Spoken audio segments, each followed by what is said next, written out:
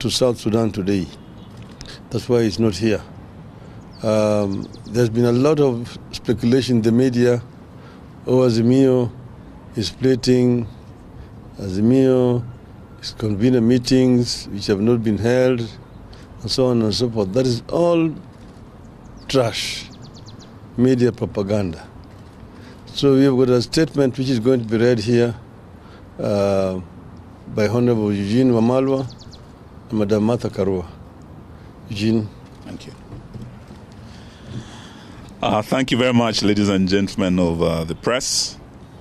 This is our statement from the Azimio Summit, and it's titled Azimio Marches On. The summit, which is the top decision-making organ of Azimio la Umoja, One Kenya Coalition Party, has held a meeting today under the chairmanship of the Right Honorable Raila Odinga.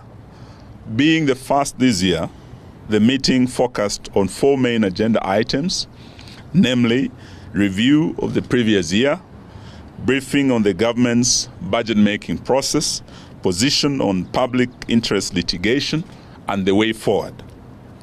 In attendance, as you can see before you, apart from our leader, we have his deputy, the Honorable Martha Karua, yours truly, Honorable Mwangi Wairia, Honorable Wycliffe Oparanya, Honorable Peter Munya, Honorable Jeremiah Kioni, Honorable Nderitu Mreithi, Honorable Wajakoya, and Honorable Opio Wandae. Absent with apology was the Honorable Stephen Kalonzo Musyoka, who's currently in the Sudan for other engagements, but who spoke to our leader this morning and sent his apologies. And the meeting has gone on with his blessings, and his views have been incorporated in the resolutions that we'll be reading to you shortly. After lengthy deliberation, the summit resolved the following. Azimio remains satisfied with its activities that were able to focus on the excesses of the Kenya Kwanza regime that has made life miserable for the greater majority of Kenyans. Because of Azimio's focus and steadfastness, the cost of living as a government-induced pain is understood to be a direct result of Ruto's policies and not only global environment or previous regime. So this is purely Ruto's failed policies, and it should not be blamed on any global environment or Uhuru Kenyatta's regime almost 2 years later.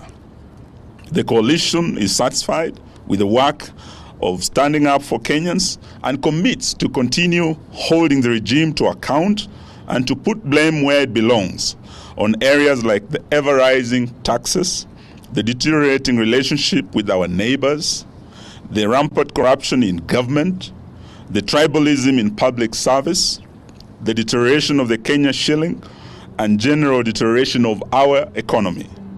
The Kenya Kwanza regime, and not the people of Kenya, are to blame for these misfortunes that have ended up hurting innocent Kenyans.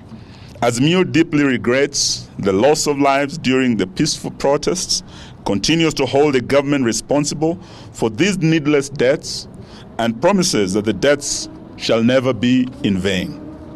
The coalition has weathered several vigorous attempts by the Ruto administration to create disunity and splits in its ranks. Unity is an achievement the coalition will guard jealously to be able to continue fighting for Kenyans as one united front. Because the coalition has been able to stand up and stand together, Kenyans have regained their voice, their courage, and are standing up to the bullies in this regime.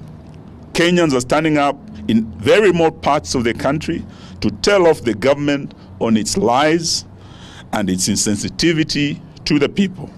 We encourage Kenyans to continue manifesting courage and call out this regime.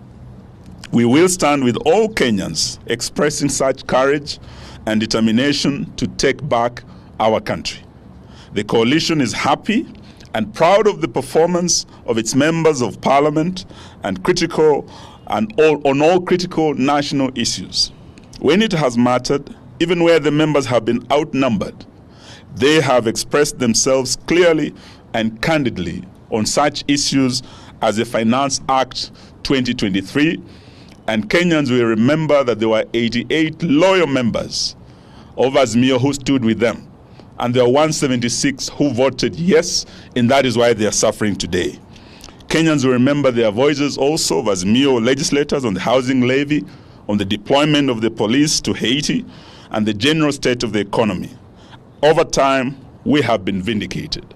May I now invite my senior, the Honorable Martha Karua, to read the rest of the statement. Thank you very much.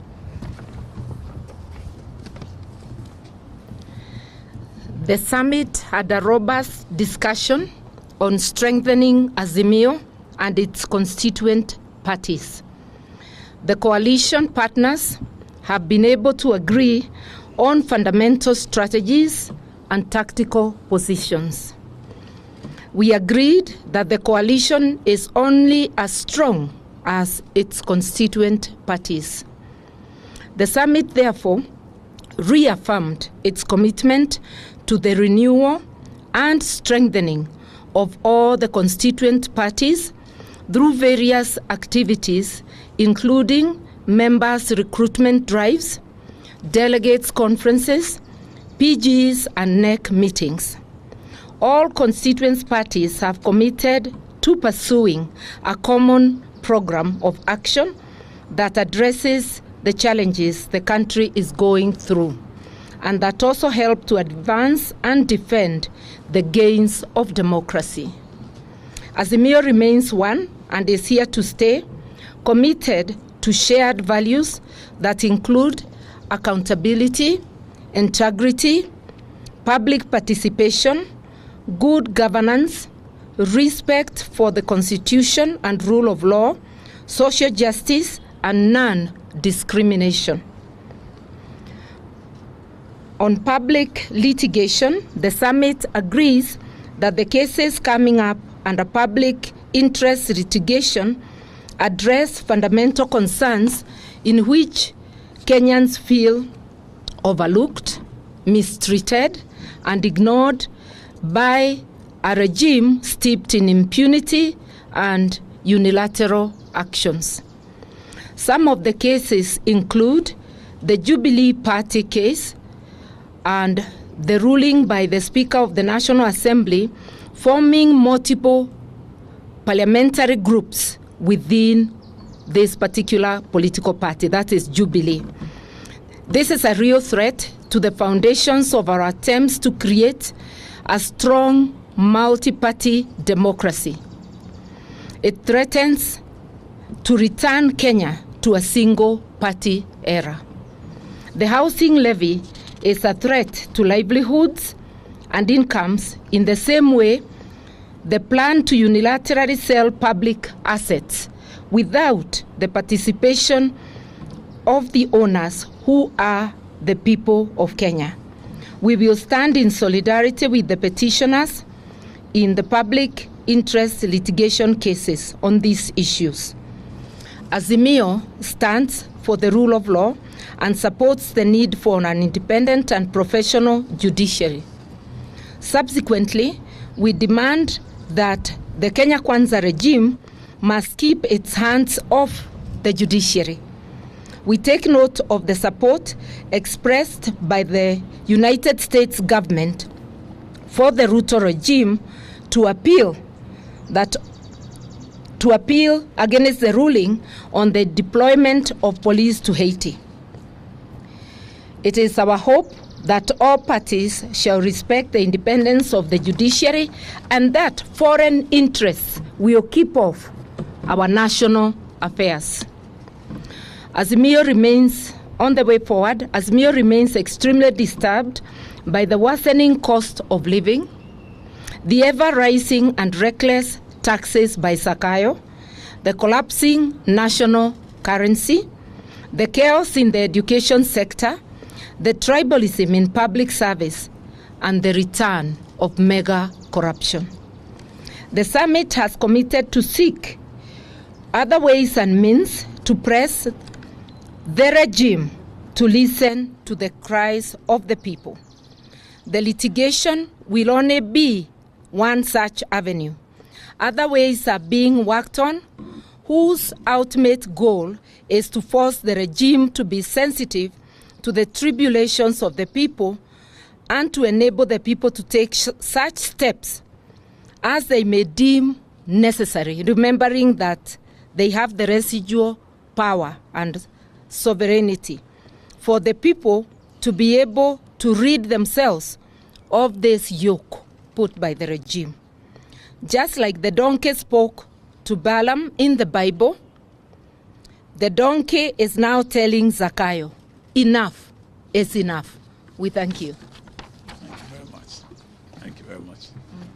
Asanteni sana. Thank you. Thank you very much.